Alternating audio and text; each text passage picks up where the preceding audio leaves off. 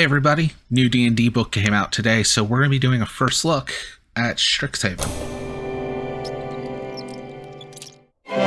Okay, before we get started, I want to make clear that this is a first impressions book, as I'm not going to be running Strixhaven for a couple more months once we finish our Witchlight game. But there's still a lot I want to say about this book, especially when it's new, and a lot of people might be thinking about whether or not they want to buy it. Before I get into all of it, I'm also going to note up front that I have a lot of complaints about this book, and I'm going to open up with the negative things that, I mean, in my opinion, any review, you gotta go, these are my opinions, but I'm going to open up with the letdowns and kind of my issues with that before going into the positives, because I enjoyed this book just enough that I also picked it up digitally. I'm going to be using it. I'm going to be running a Strixhaven game.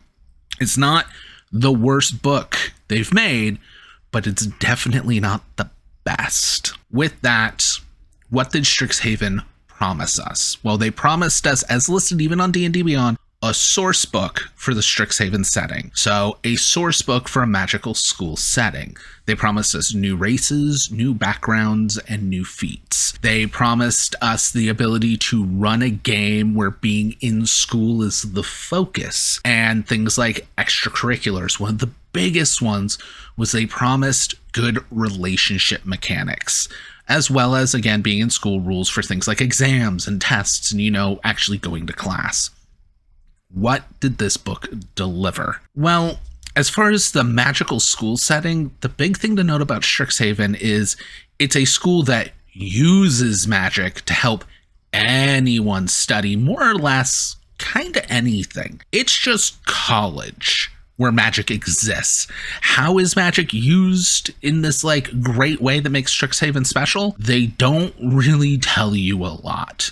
It's just it is, and except that it is. How? We don't know.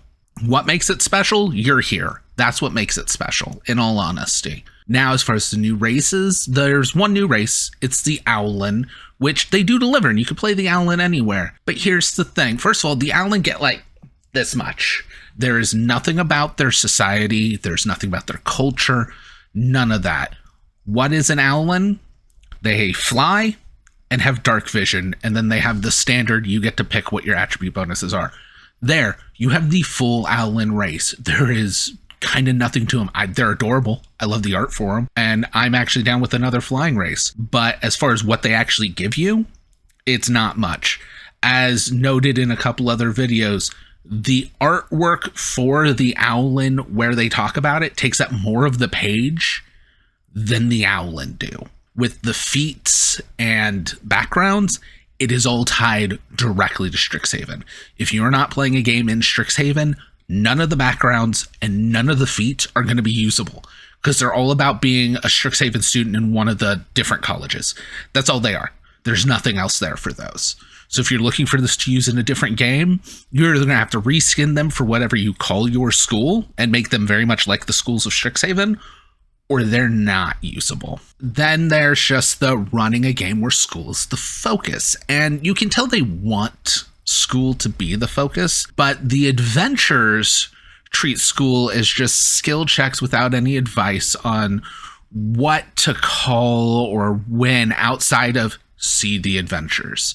We're going to get a lot more into this because this is going to be a running thing. But yes, I'm talking about what the adventures consider, because the actual part that isn't the adventures just says look at the adventures. On so many things in this book, they go, just look at the adventure. Areas that are supposed to be rules mechanics, they just say look at the adventures, and then we're going to get into what the adventures actually give you. Extracurriculars aren't that much different. Now technically there's extracurriculars and jobs, and a job pays you 5 gold a week, and they're mainly there, both of those are mainly there of there's a list of the included NPCs that who are at what different things, and it's a way to run into them. And extracurriculars give you an extra D4 on 2 different dice once a day. Mechanically, that's what it is. Well, narratively, what do they do? Well, they have a blurb of what each group does, literally 1 to 2 sentences.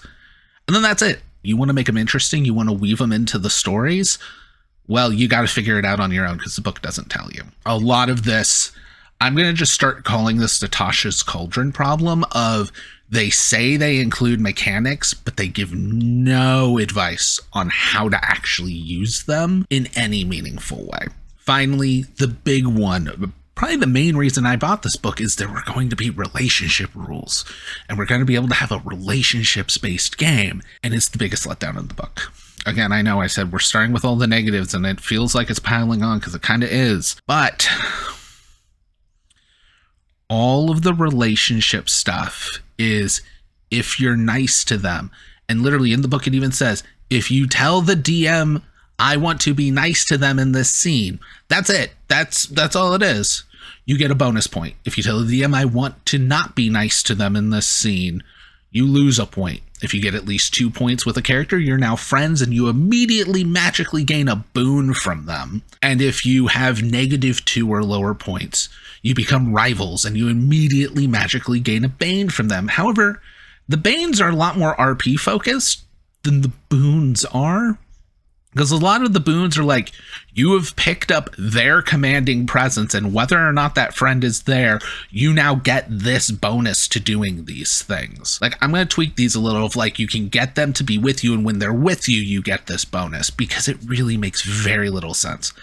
Once you're at that, you can go even higher to become a beloved, and you can have a number of them equal to your proficiency bonus, and this is where you can romance characters or become best friends. Mechanically, it just gives you an extra inspiration. That's it. You get 1 inspiration for each of them you have. You can have multiple. And what's the, like, how do you get this? Because relationships are how do you build and lose them? Well, as long as you keep your points above 1, once they're high enough, you tell your GM, I want them to become a beloved. And then the GM figures it out. Literally, that's what the book tells you. You talk with your GM and they figure out how to make it work. What did you buy the book for? Because ask your GM, the GM figures it out isn't something a book's telling me to do. That's just talking to your GM. So yeah, if you were hoping for this is how they're going to do relationships, this does not help the case of D&D can be a lot more than you think, because it falls flat on its face. Now, what about those scenes? How do you have scenes with them? How do you bring them in? As the book says, look at the scenes in the adventure to tell you when to bring them in and how to handle it.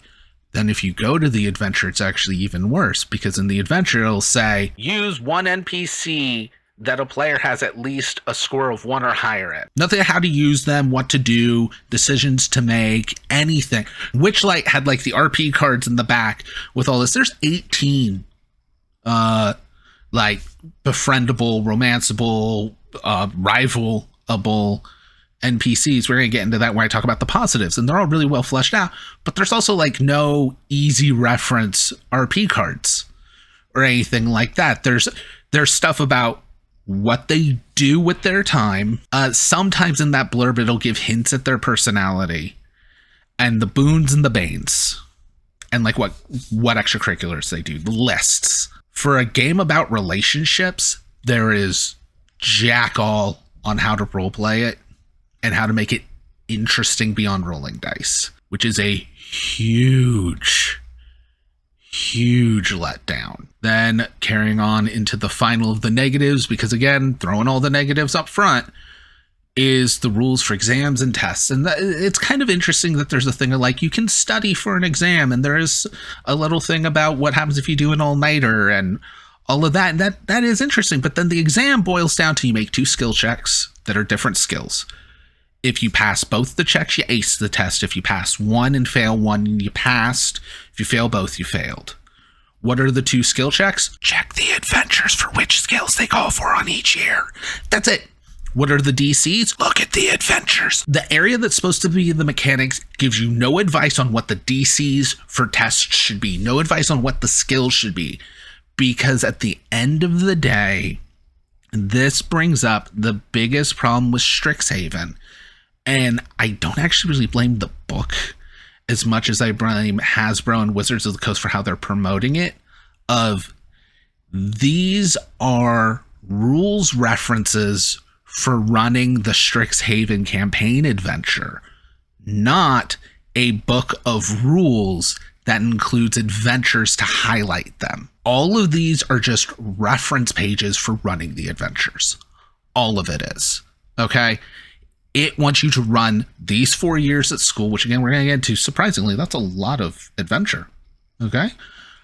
But it's not the standalone rules.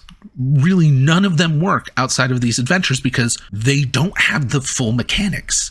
There's just enough to use the adventure and not enough to use them on their own, which makes a big problem. Now, let's get into the positive.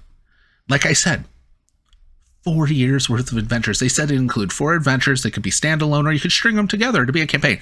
They're meant to be a campaign. Okay? Each adventure isn't a little side quest you can slip into a campaign. Each adventure is a full school year at Strixhaven.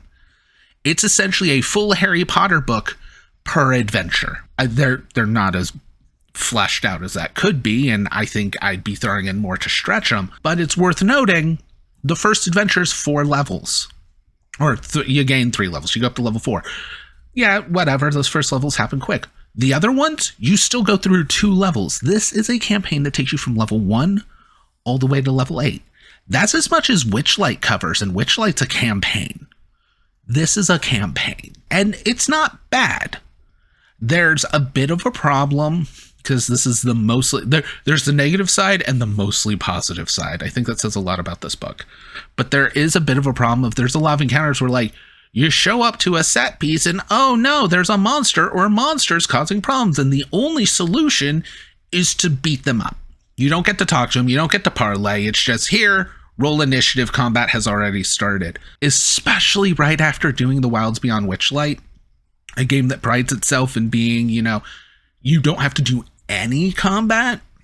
This is a game where, okay, you're not going for that again, but a game that's supposed to be about being in school and being students and all of this stuff is fairly like you have to have combat. You don't get to think of other ideas, which I'm changing. Like right away. And if you fail in the combat, because it's school, there's always a faculty or somebody to show up and bail you out. Yes, the book even tells you, like, if one person gets knocked unconscious, this faculty member shows up and saves them. So it wants to be this, like, kids adventure type thing. I'm not saying the game's only for kids, but like this adventure-y Harry Potter type thing where like, oh, it's not about like fighting because odds are no one's gonna die, at least not till like the way end of the campaign.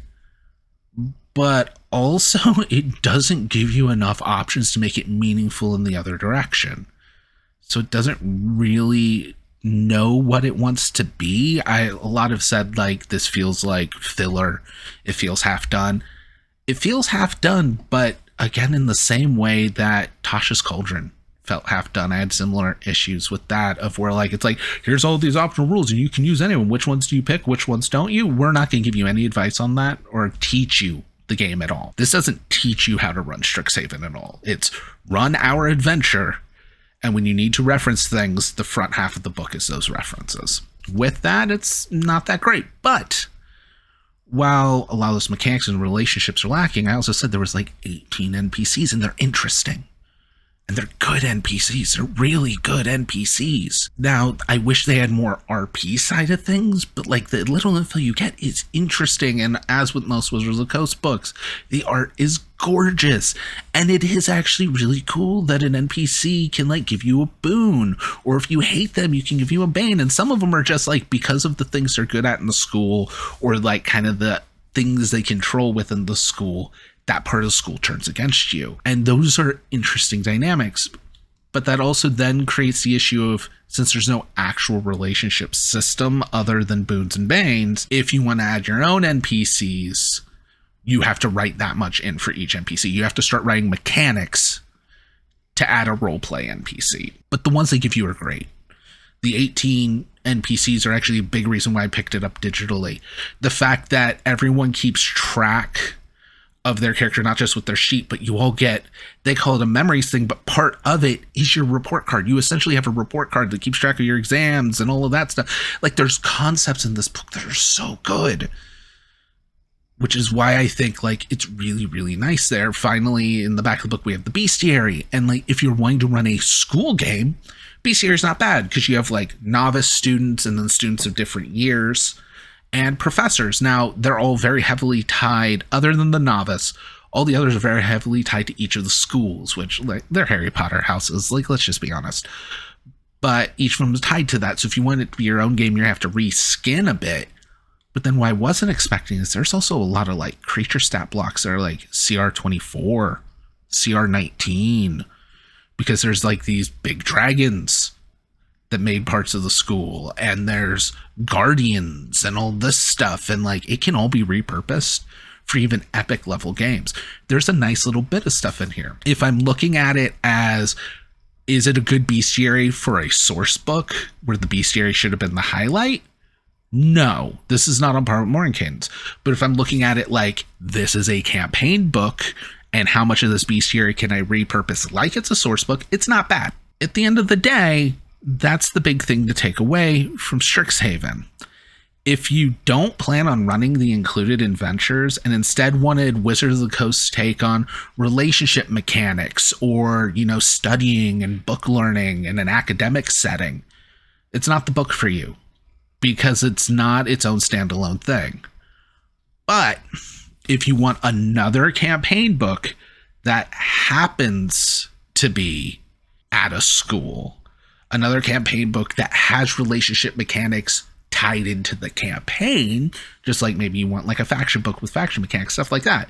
If you want a relationship mechanics kind of woven into the campaign, even though I think it could still be done better, then it's not a bad choice. I still don't think it's the best. I think after Witchlight, it's definitely a downgrade, but it's not a horrible choice. Personally, I will not be running the adventures as is, and I'll be tweaking, modifying them, partially also because we're carrying the Witchlight characters over to Strixhaven. So they're going to start at level 8 and then go all the way up to, I think, level 13. I did the math on it and stuff. So there's stuff there that's usable. It is not a Sword Coast Adventurers Guild issue. It is not a Horde of the Dragon Queen issue. Okay? There are much, much worse 5e books out there, but it's a little forgettable. And it's not even in the top 5. Anyways, if it's stuff that still interests you, feel free to check it out. If you were really hyped about it, I hope I'm not the one that let you down, but also I hope it helped you not get disappointed and spend a bunch of money on a book. And I'll catch you guys next time. Bye.